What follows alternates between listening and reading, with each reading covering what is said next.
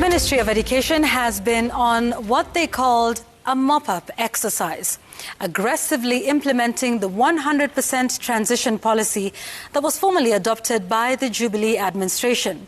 It's been a door-to-door campaign to ensure that no child is left behind. Now, let me start by saying that this is a noble idea. The outcomes of education, go beyond learning. There are many socio-economic benefits to keeping children in school. Young children who stay in school stay away from crime and increase their prospects of getting decent employment thereafter. Girls and boys who stay in school have children later in life when they are physically and psychologically better able to handle bearing and raising children. They leave school and enter the world more mature than when they got in. But once again, in this country, lack of planning is spelling trouble for a noble idea. Since 2018, when this program was formally adopted, what investments and plans have we put in place to signal our intent in this regard? Take, for instance, one key driver, and that is infrastructure.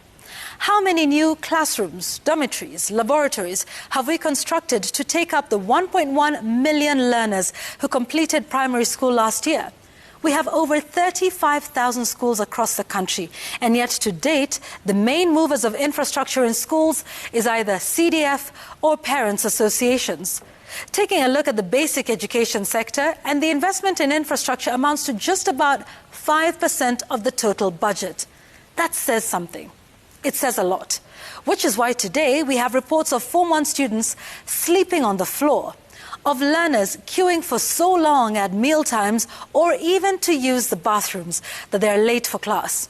I'm told of a national school that has capacity for only 600 students, yet currently has a total population of, get this, up to 2,000, with 600 students enrolled in this year's Form 1 intake alone. And what about teachers and their numbers? 60 children in a classroom, going far above the required ideal number of 30 students per class. Teachers so overwhelmed that they do not have enough time to pay individual attention to the learners, such that the weaker ones tend to just fall off as they can't keep up with the rest. We hear of teachers who can barely mark homework for 60 or more learners each night and prepare lessons as well. And it's not that we have a shortage of teachers in this country. We in fact have a surplus. Just that not all have been hired. Worse still is to criminalize the parents who do not take their children to high school on the claim that education is free. It is not.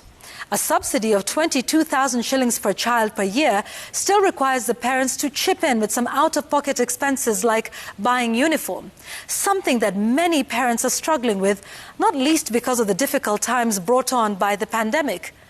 A policy such as this 100% transition cannot ignore the economic times the parents are living in and expect to punish them for not being able to afford to take their children to school. After all, the government itself can barely afford scholarships for all the students that really need it. But then again, this is nothing new in this country.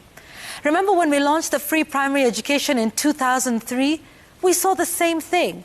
Overwhelmed classrooms and inadequate preparation for what would happen 8 years later. And now we have CBC that is being implemented. We know that in a few years, 2023 to be specific, we will have a double intake that will unleash in excess of 1 million new learners in the country's secondary schools. Are we planning for it? Are we building new infrastructure? Are we hiring more teachers? Just what are we doing? We know a storm is coming for sure, but we will wait only to start buying life jackets and lifeboats when in the midst of the storm. Quantity is indeed important. The more children we have in school, the better. But quality is just as important, and it cannot just be an aesthetic. It should be inherent. It cannot be an afterthought, but it must be part of the design of the system from the very beginning.